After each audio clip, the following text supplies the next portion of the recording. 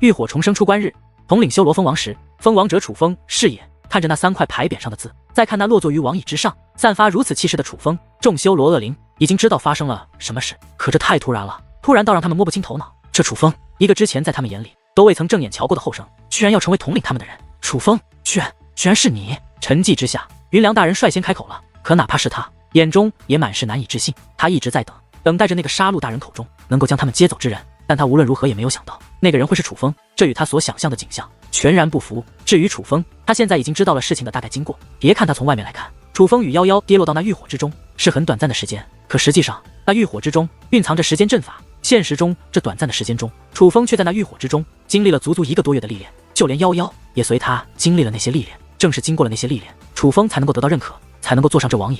自然而然，楚风也知道了这些修罗恶灵从何而来，他们乃是杀戮天王的戒灵。但杀戮天王不仅个人实力通天，更是掌握着一种极为厉害的手段，此手段名为神之契约。凭借着神之契约，杀戮天王可以与诸多强大的戒灵缔结契约，所以他手下的戒灵数量非常的恐怖。因戒灵数量庞大，杀戮天王也是将戒灵分为多支军团，单单是修罗戒灵就有7支军团之多。留在这里的修罗戒灵军乃是那7支军团之中最弱的一个。从表面来看，这些戒灵其实是被遗弃了，因为神之契约有一个弊端，缔结契约之后便再也无法回到自己的灵界，将勇士留在修武界，所以被遗弃之后，他们便成为了恶灵。可实际上，杀戮天王并未真正的将他们遗弃，杀戮天王设下了考验，通过考验之人可获得与这些修罗恶灵缔结契约的机会，成为他们新的主人。不过实际上，杀戮天王并非只给了他们一个选择，是给了他们2个选择。第一个选择是在此等候，等待一个强大的戒灵师进入那浴火之中接受考验，若是能够通过，便说明这个戒灵师有与他们缔结契约的资格，只要他们与这位戒灵师缔结契约，自然就可以跟随戒灵师离开这里。但若是修罗戒灵们不认同那可以通过考验的戒灵师，他们其实也可以不与这个戒灵师缔结契约，因为除此之外还有另外一个选择。这第2个选择就是他们放弃恢复戒灵之身，而是以恶灵之身生存。若选择这条路，他们需要从修罗恶灵的族群之中找到一个足够强大的恶灵才行。至于这个恶灵有没有资格，王牌之上会给予显现。2个方法被记录在了杀戮天王留下的卷轴之上。前半段的卷轴记载着戒灵师如何接受考验，后半段的卷轴记载着他们如何从修罗恶灵中找到那个领袖，且如何验证那恶灵是否有资格成为领袖。那个卷轴，楚风第一次来到修罗藏的时候就见过，那卷轴就在修罗王的身上。我夭夭布阵的时候曾经拿出来过，只是那卷轴前半段不见了，只剩下了后半段。至于为何不见的，不得而知。楚风怀疑是这位修罗王捣的鬼。修罗王，我问你一件事。忽然，楚风看向了修罗王，因为气焰在身，他的嗓音竟然都发生了变化，并且态度也是颇为霸道，气势十足。而修罗王是何等存在？换作之前，楚风敢这样与他说话，修罗王估计会直接一个耳光将楚风扇成粉碎。哪怕现在，其实他也并不认同楚风，可是他皱了皱眉之后，还是开口道：“你问杀戮天王大人留下的卷轴为何只剩后半段？”楚风问道：“楚风，这件事由老夫来回答，可否？”见状，云良大人抢着说道：“云良大人，您说。”楚风对云良大人还是十分尊重的。其实现在的修罗王并非是我们当初跟随杀戮大人征战时统领我们的大王，这卷轴最先交给的是初代修罗王，可初代修罗王却在杀戮大人离开之后，直接将卷轴的前半部分毁掉，只将后半部分交给了现在的大王。他还说，我们其实是被杀戮大人抛弃了，我们不能指望那所谓的戒灵师来接我们，我们要靠我们自己。我们从今以后要做恶灵，要从族内选出新的领袖，带领我们重获新生。随后我初代修罗王便立现在的大王为新一任修罗王，至于初代修罗王则是于数万年前就已经离开了。云良大人说道：“所以说你们根本就不知道那卷轴前半段的内容。”楚风问道：“不知。”云良大人摇了摇头，但哪怕是那位初代修罗王，应该也会被困在此处才对，为何他能够离开这里？楚风问道：“这个不得而知，可能是杀戮大人离开的时候给了他可以摆脱此处的宝物，也可能是他自己掌握着特殊的手段吧。”云良大人说道：“若是这样，那便解释得通了。”楚风明白了一切。其实当年杀戮天王走的时候，是在修罗藏的外面明确给予了提示，说明了这修罗藏的内的修罗恶灵们是在等待一个主人，而只要勇者敢踏入修罗藏的浴火之中接受考验，且通过考验，便可以与这些修罗恶灵缔结契约，得到这数百万修罗军。可如今修罗藏地外面根本就没有那些提示，很显然是被最初的那位修罗王所破坏了。初代修罗王可能是觉得自己被杀戮天王抛弃，伤心透顶，不想再与戒灵师为伍，也可能是有着其他目的。总之，修罗藏地内的修罗恶灵们之所以会有今日的局面，实际上都是最初的那位修罗王所赐。云良大人，那些牢房之中被关押的戒灵军是怎么回事？楚风又问道。尽管初代修罗王告诉我们要靠自己，可我们毕竟忠于杀戮大人，还是听从杀戮大人的话，一直等待着那位戒灵师的到来。只是奈何足足等了数万年，也未能等到。修罗王大人便不想再等了，便想听从初代修罗王的话，在我修罗戒灵军之中找出一个可以带领我们离开这里的首领，并且为此寻找族内优秀的戒灵，一同孕育一个强大的戒灵，让这个新生戒灵来成为我们新的领袖。但是哪怕数万年的时间，还是有人忠于杀戮大人，所以坚决不同意修罗王大人的决定，而那些人便被关押了起来。云良大人解释道：“原来如此，所以后面才有了那明日皇子和夭夭，他们两个都是为了成为新的领袖而孕育而生的。”楚风看向修罗王，是。修罗王说道：“所以那明日皇子也在王台之上接受过洗礼？”楚风问道：“并没有，卷轴上有说明，成为我等领袖者需要具备极强的资质。明日他虽然天赋极佳，可还没有达到那个资质。”修罗王解释道：“那我知道了。”话落之后，楚风看向了云良大人：“云良大人，麻烦您带人去将那些被关押的修罗界灵君放出来，带到这里。”楚风对云良大人说道：“好，老夫这就去。”云良大人欣喜若狂，这就准备动身。等一下，可就在这时，修罗王却再度开口，他不仅拦下了云良大人，还看向了楚风：“我不知道你是如何得到杀戮大人的认可的，可你真的觉得你有资格成为我们的王？”终于，修罗王还是说出了他的心声。修罗王的这句话也是问出了在场诸多修罗恶灵的心声。他们之前的主人乃是数万年前便名震浩瀚修武界的杀戮天王，可是楚风一个区区5尊境，莫说修罗王这种存在，在场随便一个护卫都可胜过楚风，这种人怎么配做他们的王？云良大人感受到了这股压力，他怕楚风承受不住，于是便赶忙开口：“诸位，这可能……”云良大人，可云良大人刚刚开口，楚风便随之开口。楚风知道云良大人是想帮自己说话，但楚风觉得这件事还是自己解决为好。云良大人看着楚风此时的目光，他也意识到了楚风的想法，于是不再多言。我知道你们在质疑什么，其实换作是我也会质疑。我一个区区4品5尊、龙变7重的界灵师，确实没资格做你们的主人，但我通过了杀戮天王大人留下的考验，便说明我有资格成为你们的主人。你们就算不认我，但也应该认得他。楚风此话说完，双掌捏动法诀，在其身前便出现了一道光芒的契约大阵。那契约大阵极为利奥的，远非其他契约阵法可比，神之契约。看着这道契约大阵，诸位修罗恶灵皆是面露复杂神色。这是杀戮天王的手段，乃是神之契约的一种。想当初，他们都是靠这契约阵法成为了杀戮天王的界灵的，只是后面却又被杀戮天王所遗弃。如今再看到这期盼已久的契约阵法，可内心却是五味杂陈。这并非是真正的神之契约，但它是杀戮天王大人给予我通过考验的奖励。通过它，你们可以与我楚风缔结契约，成为我楚风的界灵。我将带你们离开这里。”楚风说道：“老夫云良愿与楚风大人缔结契约。”楚风话音刚落，云良大人便立刻开口，且说话间便向那契约阵法走去。与此同时，在场的许多修罗恶灵也都目露心动的目光。虽说质疑楚风的实力，可是离开修罗藏地，不就是他们这么多年以来的梦想吗？况且不管楚风实力如何，楚风都是杀戮天王大人选中的人，选择楚风，那也将代表着他们对杀戮天王大人的忠诚。云良大人，请等一下。可云良大人还未靠近契约阵法，楚风却突然开口制止：“云良大人，请容我将话说完。”楚风此话落下，便再度将目光看向在场的数百万修罗恶灵。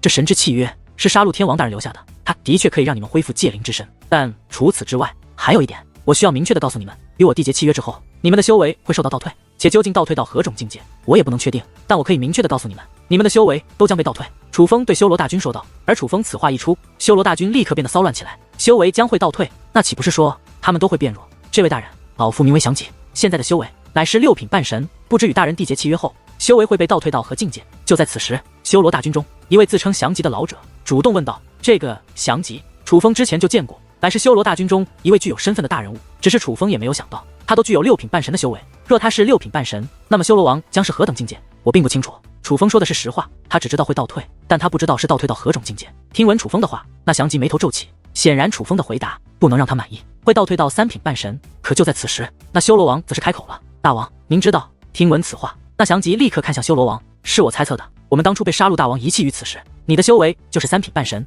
经过数万年的时间，你的修为增进到了6品半神境。可说白了，也是依靠杀戮天王大人留下的，让我们维持生命的力量，我们的修为才可以得以增进。既然修为会倒退，是杀戮天王大人的意思，那么杀戮大人一定是希望我们的修为恢复到最初境界。”修罗王说道：“这样吗？”听闻此话，那位祥吉的表情更加复杂，他是犹豫了。他花费足足数万年的时间，才从3品半神境提升到6品半神境，让他回到数万年前的修为，这让他难以接受。事实上，此时在场的诸多修罗恶灵都犹豫了。杀戮天王大人当年离开之时，也留下了强大的力量，是那力量让他们数万年而不灭，而那力量也是可以用来修炼的。虽然修炼缓慢，可是数万年漫长的时间，他们比之当年修为都是有了极大的增进，他们也都并不想修为倒退。可谁曾想，就在此时，那修罗王则是忽然笑了，他笑得意味深长，且一声笑声过后，他看向楚风：“还有什么要说的吗？”修罗王问道：“你们的修为虽然会倒退，但因为你们足够强大，且加上这神之契约的加持，根据你们与我缔结契约的人数以及修为不同，我也是可以得到好处的。”楚风说道：“什么好处？”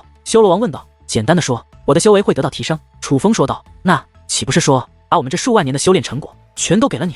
此时，修罗大军之中再度掀起轩然大波，把自己修炼数万年的修为给予他人，还是这样一个人，他们自然不愿意。不过相比于他们，修罗王倒是显得比较冷静，他一直看着楚风，表情没有太大的波动。“你会提升到何境界？”修罗王问道。“我不知道，应该也不会太多吧？提升太多，有悖于修武之道。楚风说道：“你为何要现在说，而不是在我们与你缔结契约之后再说？你要知道，就算你的修为很弱，可你终究是通过了杀戮大人考验之人。我们可能看不上你，可是出于对杀戮大人的忠诚，仍是会有人选择与你缔结契约。但你现在说出了这番话，会让很多人犹豫。”修罗王说道：“我知道，我也怕你们不与我缔结契约。老实讲，我现在非常需要你们的力量，我需要你们的帮助，我也是因此而来。只是做人要以诚信为本，若我不知晓，那也就罢了。但既然我知道，我便不能骗你们。我需要让你们知道与我缔结契约后所发生的事。”楚风说道。听闻此话，修罗王微微点头，随后忽然回头看向身后的修罗大军：“诸位还在犹豫吗？”修罗王问道。“大王，我们……”诸位修罗恶灵面容复杂，显然他们的确在纠结和犹豫。这么多年，他们在这里生存，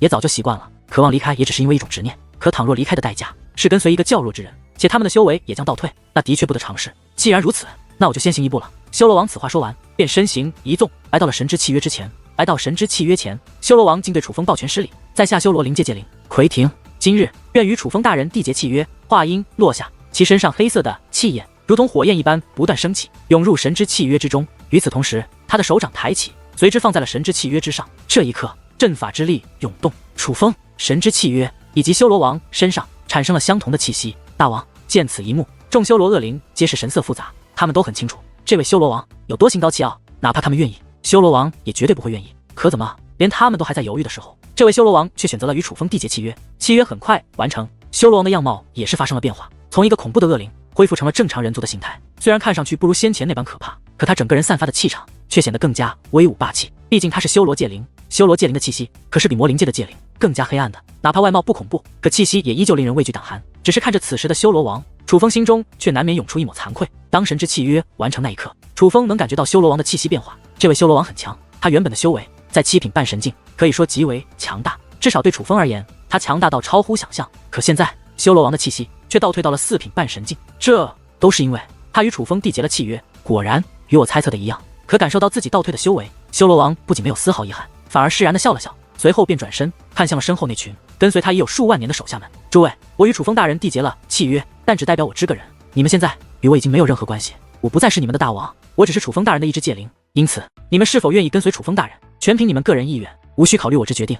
修罗王此话说完，便走到了云良大人身前。云良，我为我之前对你犯下得罪孽而道歉。修罗王此话说完，竟对着云良施以大礼。这一幕让所有修罗大为震惊。先不说云良也是有错，只说修罗王的身份，就不该对云良施以如此大礼。大王别这样讲，站在您的立场，您也没错，您也是为我修罗族人考虑，而我们与您对立，便是你之敌人，尤其是老夫，先前更是联合外人将公主偷走。但哪怕如此，您也没有杀掉老夫，留了老夫一条性命。如若不然，老夫今日也没机会见到楚风大人，您的恩情，老夫铭记于心。云良大人说的也是真心话，他是虽然怨修罗王等恶灵放弃了对杀戮大人的忠诚，可他却不怨恨修罗王对他的行为，哪怕自身修为被废，也的确承受了诸多折磨，可他依然不怨。过去的不提了，走，随我一同去将那些被关押的族人们放出来，我要当着他们的面给他们道歉。话罢，修罗王便带着云良大人离开了。这一刻，这里便只剩下了楚风、夭夭以及那些尚在犹豫的众修罗恶灵们。按理来说，力挺楚风的修罗王与云良走了，面对如此强大的修罗大军，楚风应该很没底气，可楚风偏偏面色不改，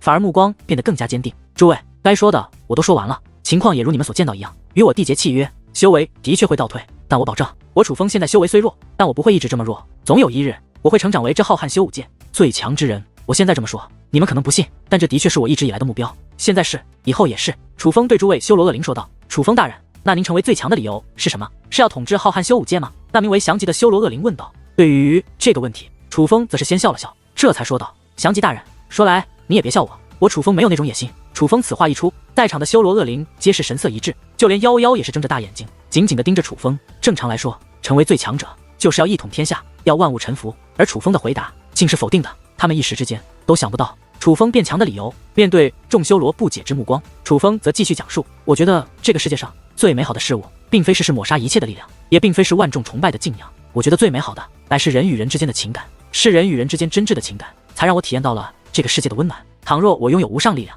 可一统天下，但这个世界却无一人在乎我之生死，也无一人能让我为之动摇，那我便也觉得这浩瀚天地了无生趣。可也正因有在乎之人，也便有了牵绊。我曾被人保护过，但我也想保护那些我所在乎之人，保护那些我的亲朋好友，但偏偏事与愿违。这个世界是残酷的，残酷到哪怕我们不去生事，也难逃天灾降临。可能走在路上，只因人看我不顺眼，都会想要杀我，甚至我待在家里足不出户，可强者对决的一道涟漪都能将我抹除。没有力量，何谈保护？因此我要修炼，我要变强，变得比任何人都强。因为我很清楚，只要这个世界上还有一个人强大于我，我便不能绝对的守护我的挚爱亲朋。这便是我楚风要成为最强者的理由。楚风此话说完，众修罗恶灵沉默了。无论是在来到修武界之前，还是来到修武界之后，他们都从他人口中听过无数次要变强的理由。老实讲，楚风这种话，他们也不是第一次听到，但楚风的这番话却是第一次让他们感受到真情实感，让他们觉得这不是空谈。尤其在联想到楚风冒险来此的目的是为了救他的师尊，救他的前辈，救他的朋友，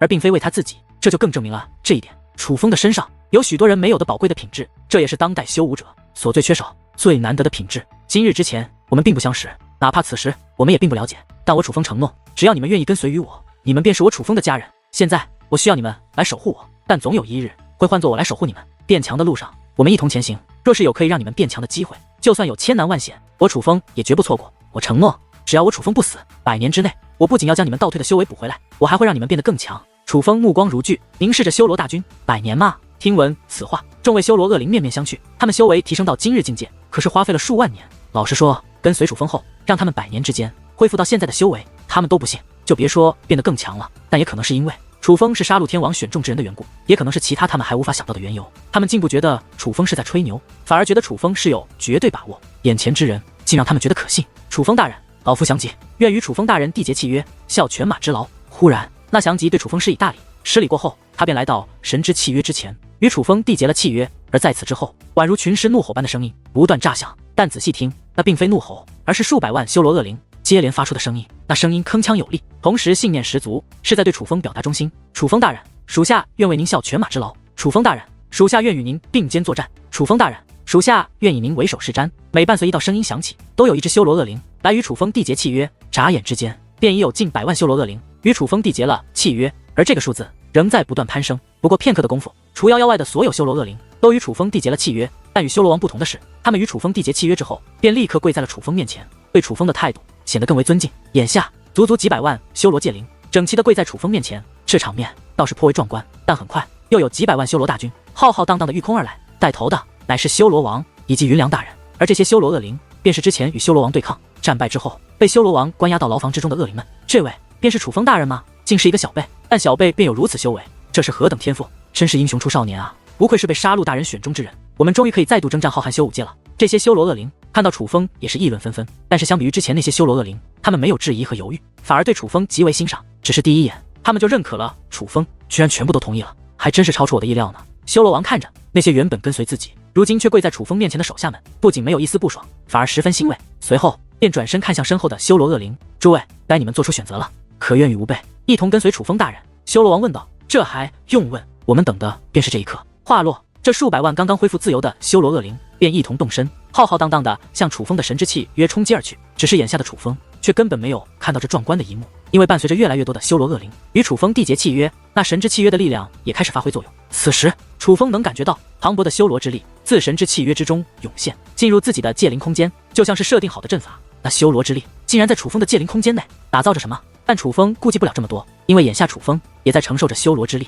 那修罗之力在神之契约的转化下，化作磅礴的武力以及精神力，源源不断的向楚风体内涌入。在这种情况下，楚风无需引动神雷，修为便会直接提升，5品5尊、6品5尊、7品5尊、8品5尊。短时间内，楚风的修为便从4品5尊提升到了8品5尊的地步。而在修为提升的同时，楚风的结界之术也随之攀升。原本楚风领悟了龙变之感的第7重，可现在无需领悟。当那修罗之力进入楚风体内之后，楚风的精神力也随之变得更强。龙变之感第8重，龙变之感第9重。转眼间，楚风的结界之术已是从龙变第7重提升到了龙变第9重。而最令人不可思议的是，这一切还并未停止。楚风能感觉到那修罗之力源源不断，无论是武者修为还是结界之术，都还有极大的上升空间。但与此同时，楚风感觉到了一种非常不安的感觉。一直以来，楚风的修为极为牢靠，这也是楚风战力强大的原因。修武一途，这就像是盖高塔一样，有的高塔盖又高又快，看着的确壮观，可实际上却弱不禁风。但有的高塔虽盖得慢，可真材实料，牢不可破。一直以来，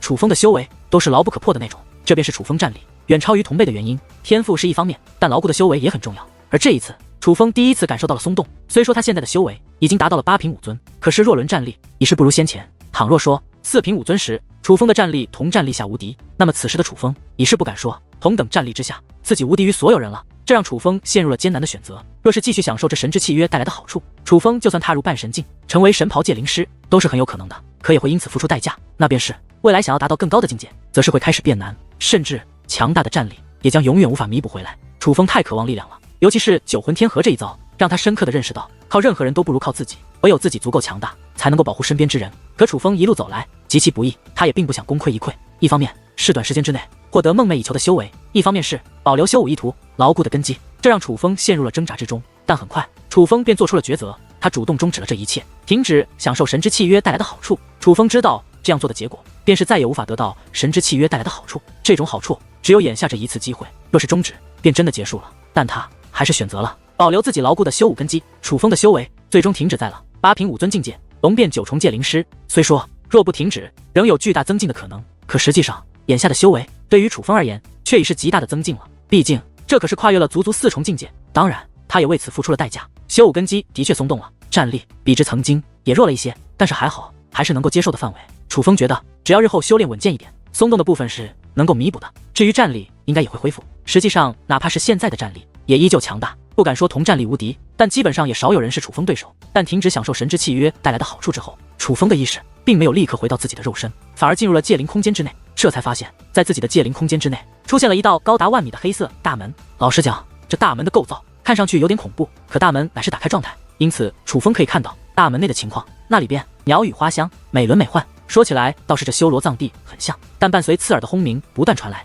那世界的远处乃是烟尘滚滚，结界之力充斥天际。那大门内的世界还未建造完毕，仍在建造之中，若是建造完毕，会比眼前所看到的还要巨大的多。楚风，你能进去吗？雨莎站在大门前，可是脸上却有着些许疑惑。楚风都没有走动，意念之间便穿过了大门，身体站在了大门内的世界之中。这不就进来了？楚风看了眼有些不安的雨莎，不由笑了。雨莎，别怕，这虽是杀戮天王大人之前布于神之契约内的阵法，但也在我的界灵空间内，是很安全的。楚风对雨莎说道。我进不去。雨莎此话说完，还伸出手掌，用力的向前推去。果然，一股无形的力量将他的手掌挡在了大门之外，居然进不来。楚风有些意外，他赶忙走了出去，发现他可以自由出入，但雨莎的确是进不去。随后楚风退后，从远处仔细观察那黑色的大门，这才发现这黑色大门另有乾坤。黑色大门上面刻满了复杂的纹路，那像是古老的阵法，又像是特殊的文字，以楚风目前的水平竟难以阅读。但楚风注意到，黑色大门的两侧的确各有着一道阵法，两道阵法几乎相同，乃是不完整的，但若是二者合一，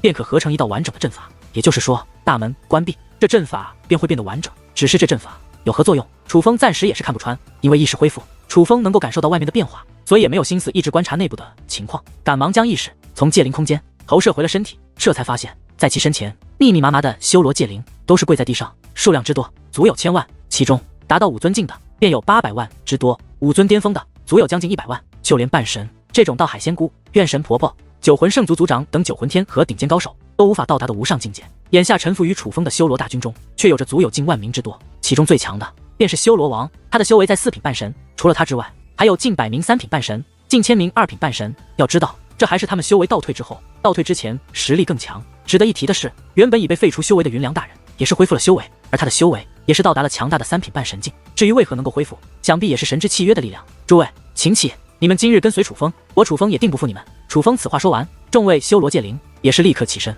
爹爹，为什么我不能与你缔结契约啊？就在此时，夭夭则是一脸幽怨的看着楚风。夭夭也要与我缔结契约吗？楚风问道。对呀对呀，夭夭想一直跟着爹爹，但是夭夭不知道怎么缔结契约。夭夭嘟着小嘴说话的同时，还满是怨念的看着那神之契约。楚风大人，我刚才有叫明月，不，是夭夭，我刚才有叫夭夭，如何与您缔结契约，只是行不通。很可能是夭夭的出生比较特别，所以无法与您缔结契约。修罗王解释道。夭夭的确特殊，他本来就不是恶灵之神，甚至看不出他是界灵，几乎与人没有区别，可以不受限制，自由在修武界生存。楚风此话说完，看向夭夭。夭夭，你不用与我缔结契约，在我心中也依旧无法可取代的。楚风摸着夭夭的小脑袋说道。嘻嘻，听楚风这样一说，夭夭也是露出了甜美的笑容。而看着夭夭在楚风面前如此乖巧，修罗王则是欣慰的笑了。他知道他亏欠夭夭，因为为了帮助夭夭获得力量，修罗王可是牺牲了夭夭的母亲。他其实也一直在怪自己，夭夭就算一直不原谅他也无话可说，可终归是自己的骨肉，说没感情那是假的。不过看到夭夭能够有依赖之人，而这个依赖之人恰巧也是他选择之人，他便也感觉这可能是天意。就在此时，神之契约忽然消散，看着消散的神之契约，楚风心中五味杂陈。这力量多么强大，可惜却不受自己所控。此次消散，他是再也无法召唤而出。不过楚风能感觉到自己界灵空间内的变化已是停止，修罗大军栖身之所已是在神之契约的打造下建造完毕。于是楚风意念之间，一道高达万米巨大的界灵大门便浮现在了其身前。诸位，我今日来此就是想请你们帮忙的。我遇到了难以对付的敌人，但我相信有你们在，我完全可以战胜那些人，所以请你们随我一战。楚风对修罗大军说道：“为楚风大人而战，为楚风大人而战，让他们见识一下我修罗界灵军的厉害。奶奶的，谁敢惹我家大人，我要灭他全族！”这一刻，震耳欲聋的欢呼也是随之响起。楚风能感受到这些修罗大军的兴奋，同时他们也明白楚风的意思，一边咆哮着欢呼着，也一边御空而起，向界灵大门飞掠而去。不过修罗王却并未立刻动身，而是来到了楚风身旁。他拿出了一道罗盘，这罗盘通体黑色，乍一看就像是一个圆形的石头，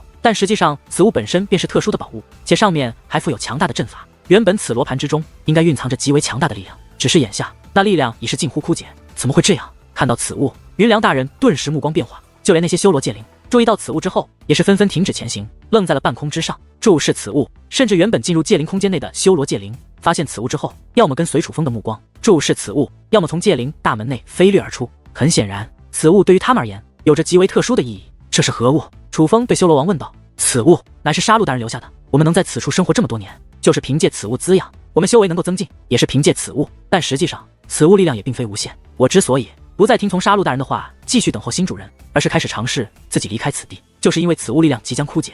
若是此物力量枯竭，我们又没有找到新的主人，那我被要不了太久，也都将葬在此处。现在我们已经找了新的主人，此物也不当由我保管。楚风大人，修罗王将此物递给了楚风，楚风倒也接了过来。楚风能感觉到此物与修罗界灵有着极大的关联，只是除了能够感受到它蕴含的力量，楚风还真看不懂此物。无论是此物，还是那神之契约，以及界灵空间内的变化，都是超出楚风掌控的力量。而这些不过是杀戮天王随手留下的东西，并且还是数万年前留下的。倘若杀戮天王大人还在世的话，那他将会是何等强大的存在！大王，这么说来，我们若不与楚风大人缔结契约，岂不是迟早都将死在此处？此时有不少修罗界灵对修罗王问道。没错，所以我特意没有告诉你们此事，就是想看看有多少人是真心实意的想效忠于楚风大人。而这结果我很欣慰，因为你们没有一人是因为贪生怕死而选择楚风大人。修罗王说道。但紧接着他又补充道，从今以后不要再叫我大王了，就叫我奎廷即可。我们现在只有一个大王，那便是楚风大人。修罗王说完此话，看向楚风，奎廷大人，我现在是你的主人对吗？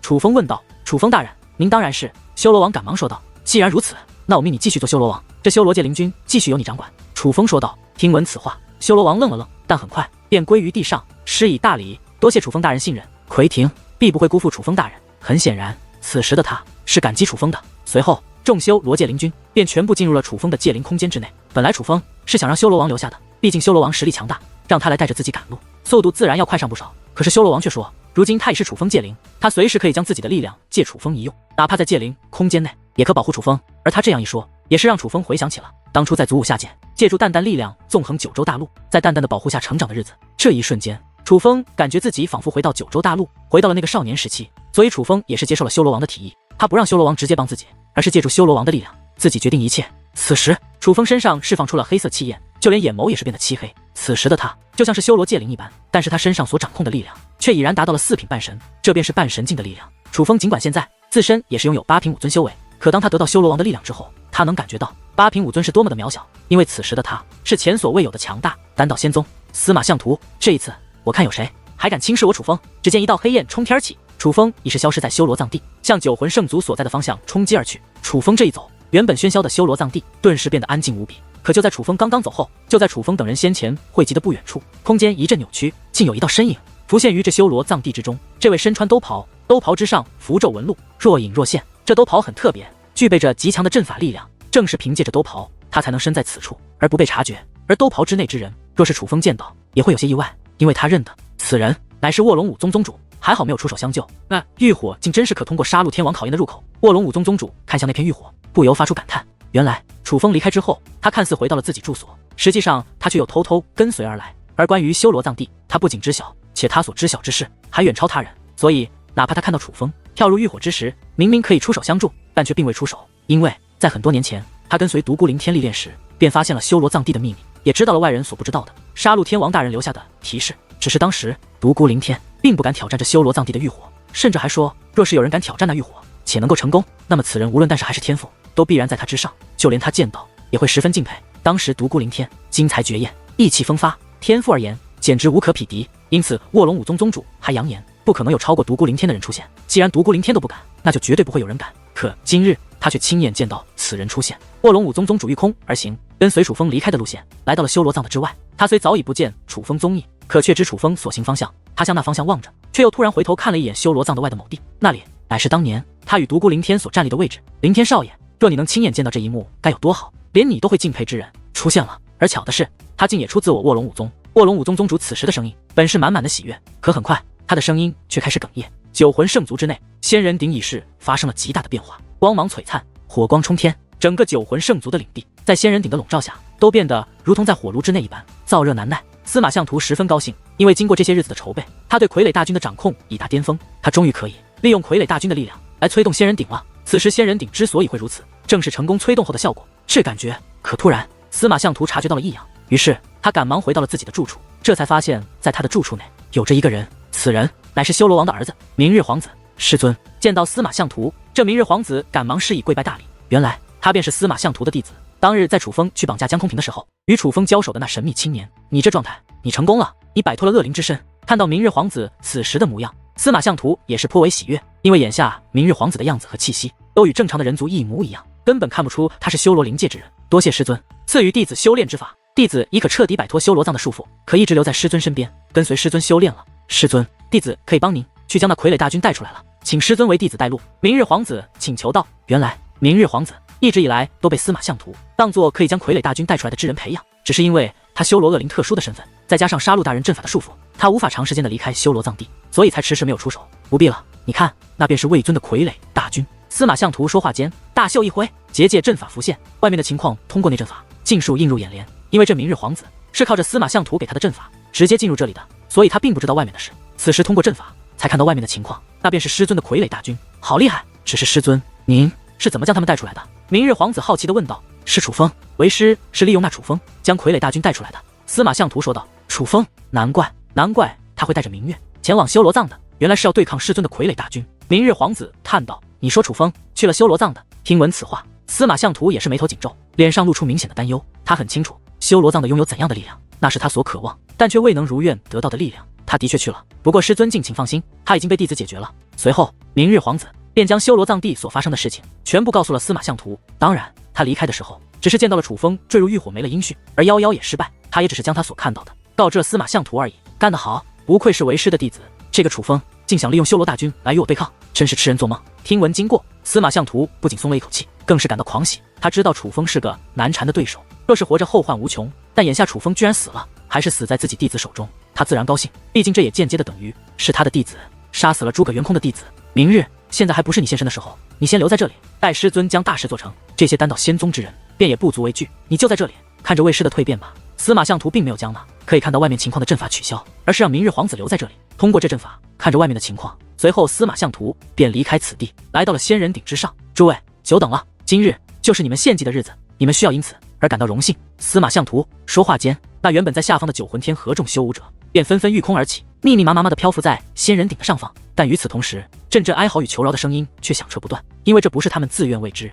而是司马相图将他们强行带到了仙人顶的上方。此时的他们就如同将要入锅的材料，落入其中必死无疑。可对于他们的求饶，司马相图却是视而不见，而是将那牢笼阵法取出。牢笼阵法打开之后，被关押在其中的牛鼻子老道、怨神婆婆、王玉贤等众人也都是从阵法内漂浮而出，在司马相图的压迫下，整齐地跪在了仙人顶的上方。牛鼻子老道以及怨神婆婆等人自然没有像其他修武者那样对司马相图求饶，可是哪怕是他们这些见过大场面的人，看着那仙人顶内那可怕的阵法力量，却也是面露绝望。他们都知道他们的时间不多了。王玉贤的脸上倒没有一丝恐惧，他仿佛早就做好了受死的准备。于是他抬头望向了虚空，他想在离开这个世界之前再好好的看一眼这个世界。可突然他愣住了，他发现一个人出现在了远处的天际之上，那个人好面熟，好像是楚风，只是那道身影一闪而逝，哪怕王玉贤也无法确定是不是自己看错了。但王玉贤内心却开始慌乱起来，他了解楚风有多讲义气，正因如此，他们最害怕的就是楚风回来救他们。若是能搬来救兵也就算了，若是不能，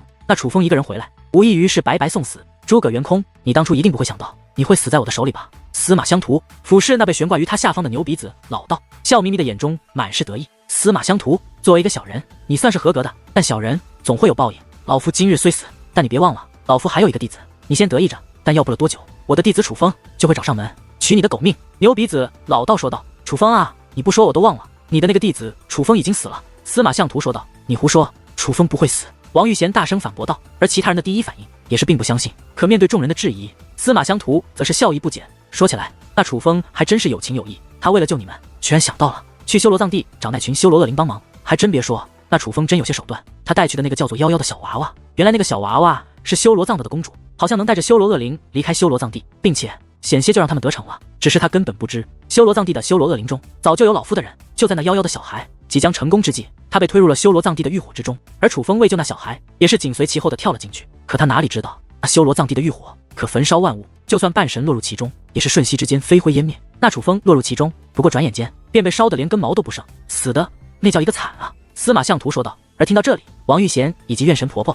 道海仙姑等人都傻眼了。司马相图说的可不像是假的，王玉贤更是泪流满面，哭得泣不成声。他是多么希望刚刚看到的不是错觉，而就是楚风，那样一来，至少说明楚风还活着，还没有死。乐乐，你哭什么？这老东西边的谎话你也信啊？可就在此时，一道声音忽然在不远处的虚空炸响。听到这个声音，所有人都是心神一震，因为这声音是如此的熟悉。而定睛一看，众人更是脸色大变。莫说牛鼻子、王玉贤等人，就连司马相图也是满面震惊。而那躲在他寝宫内的弟子明日皇子更是满脸的不可思议，因为那站在不远处天际之上的身影不是别人，正是楚风。不可能，我明明亲眼看到他落入欲火之中，他怎么可能还活着？明日皇子喃喃自语，毕竟他不是道听途说，而是亲眼看到楚风落入欲火的。在他看来，楚风不可能还活着才对。楚风，你居然还敢回来！与此同时，又有一道充满不善之意的声音响起，是江元泰、江空平以及江太白等一众丹道仙宗的人。原本他们都待在他们的宫殿之内，并没有现身，但是当见到楚风出现之后，他们都忍不住走了出来。江元泰，你还在这里就最好了，上一次我败给了你，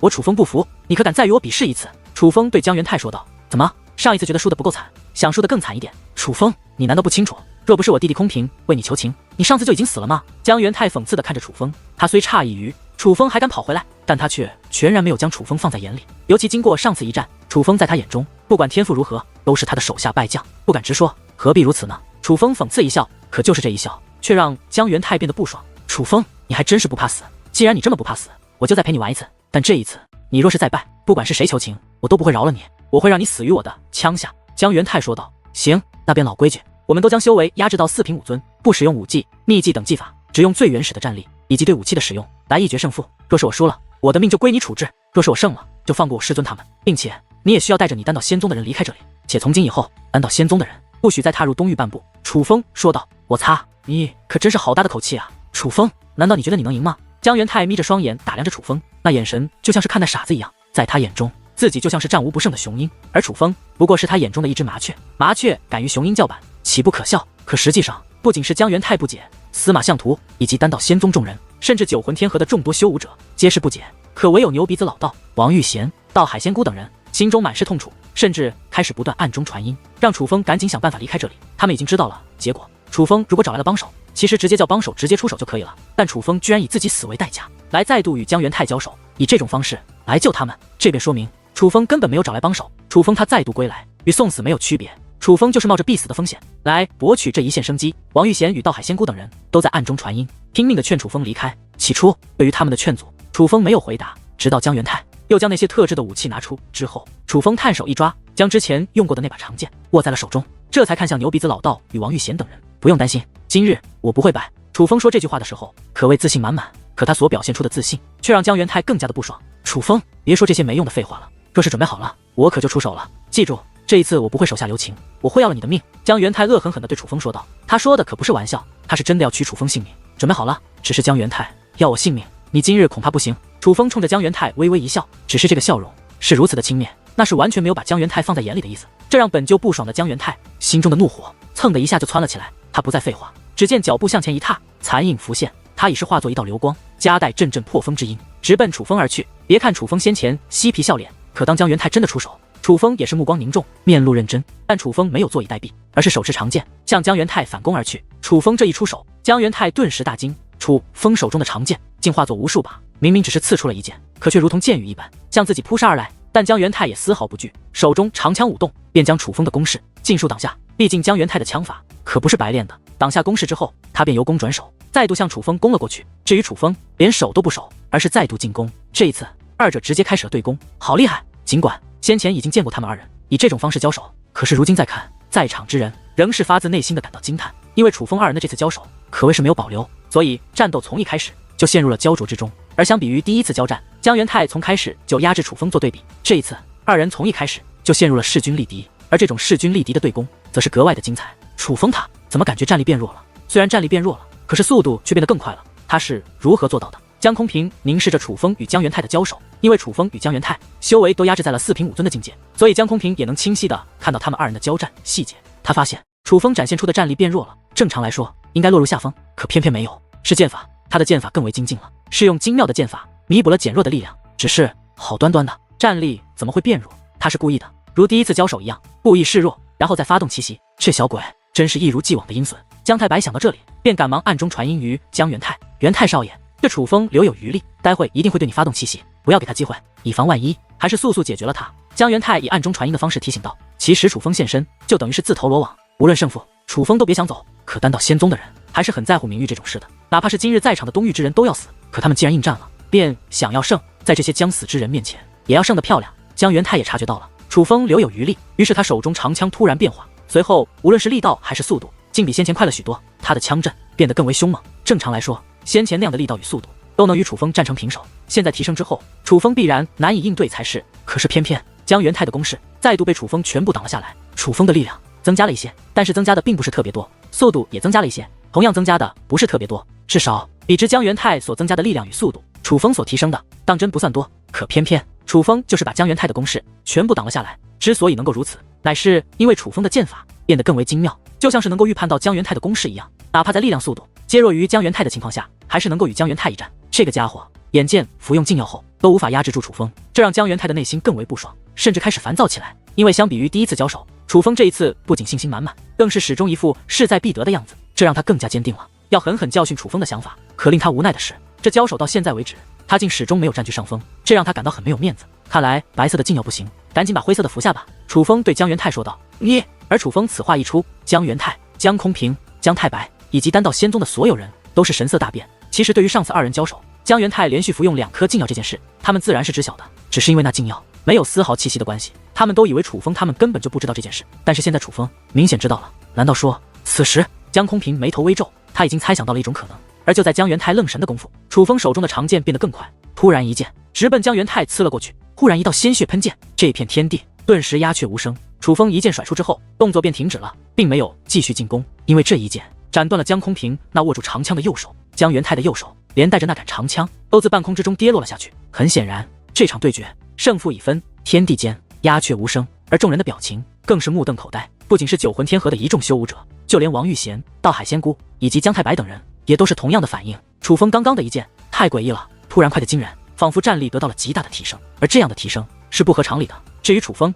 他没有继续发动攻势，在他看来，这场对决结束了，至少这所谓的将修为压制到4品5尊，不使用武技与秘技，只可使用相同兵刃的所谓公平对决是结束了。看来是我赢了。楚风恢复站姿，笑眯眯地看向姜元泰，而姜元泰则是愣住了，哪怕断手之处鲜血直流，他也没有去为自己疗伤，因为他一时之间无法接受眼前的事实，他居然败了。就算他只服用了1颗禁药，可是他的战力加上他对长枪的驾驭，不可能挡不下楚风刚刚那一剑，但是那一剑偏偏他就没有挡下，才导致他此时的落败。你到底用了什么手段？姜元泰盯着楚风凝声问道。从他的眼神，楚风能够看出姜元泰此时有多不甘。哥，他是服用了我的禁药。可还不待楚风开口，姜空平便抢先开口了。禁药。听闻此话，姜元泰赶忙转头看向自己的弟弟姜空平。当日我被这楚风抓住，我的乾坤袋也被他拿走了，那乾坤袋内有我丹道仙宗的3颗禁药，这楚风应该是打开了我的乾坤袋，发现了那3颗禁药，而他刚刚之所以能够突然速度与力量都超出你的掌控范围，必然是禁药的效果。姜空平此话说完，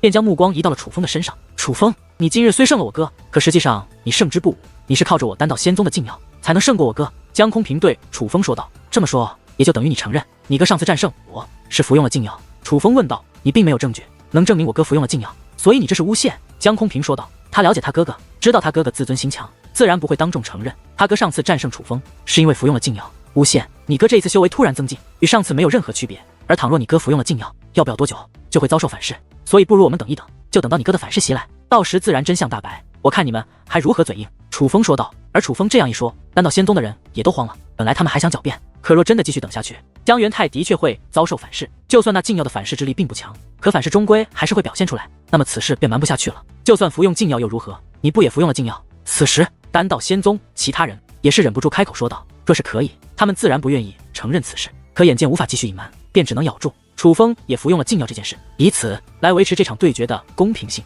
不管我有没有服用禁药，我都赢了。”楚风说道：“你虽然赢了，但你赢得并不光彩。你能实力突然增进这么多，必然是服用了灰色的那颗禁药。楚风，你不是要等吗？那咱们就等，看看等一下你的反噬究竟有多重。”这一次是江太白说的，他也觉得楚风刚才能够突然见识变得那么强，很是蹊跷。但若是服用了禁药，那便可以解释得通了。再加上江空平的话，这让他坚信楚风就是服用了禁药，并且是服用了药力更强的禁药，而那禁药的反噬会来得更快，且反噬袭来之后也会更加凶猛。现在江元泰战败乃是事实，可若能够证明楚风服用了更强的禁药，反而可以说楚风胜之不武，所以他才说出这番话。要等是吧？好，那就等。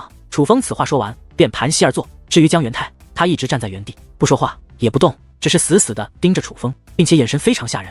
换做其他人，被江元泰用这样的眼神盯着，必然会吓得不轻。可楚风却是不以为然。怎么回事？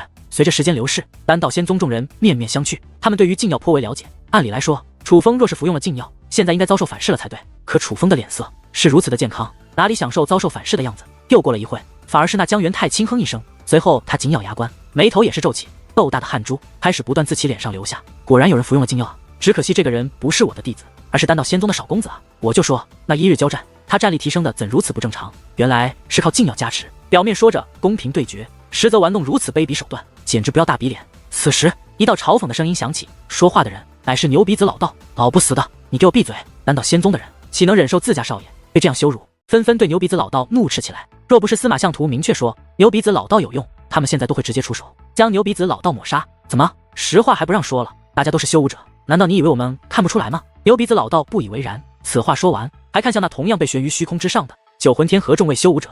诸位，你们说我说的对不对？这丹道仙宗是不是不要他们的大比脸啊？牛鼻子此话说完，便立刻引起了众人的回应。当然，他们就是臭不要脸，简直恶心至极。丹道仙宗不过如此。哼，我还以为真是天才少爷，原来是卑鄙小人。我呸！阵阵怒骂响彻不断。九魂天河的修武者们这些日子没少求饶，可是都没有得到回应。反正明知必死，干脆他们也不再装孙子。此时各种难听的言语不断向江元泰以及牛鼻子老道等人丢了过去，这让江元泰以及丹道仙宗众人都是十分不爽，阵阵杀意已是自他们身上涌现而出。现在人是想让江元泰证明自己，但是他们不会一直纵容这些他们眼中的垃圾，这样羞辱他们。若是江元泰落败成为定局，他们会让这些羞辱他们的人付出惨痛的代价。楚风，你还真是能忍啊！我倒要看看你能忍到什么时候。不过相比于其他人，江空平则是一直盯着楚风，他很了解他的哥哥，他的哥哥最爱面子，这也是为何在场的九魂天河修武者明明都是必死之人，江元泰还要在这些人面前与楚风交手的原因，他就是要让所有人知道他的强大，哪怕这些人都要死，他也要让这些人临死之前知道他江元泰的厉害。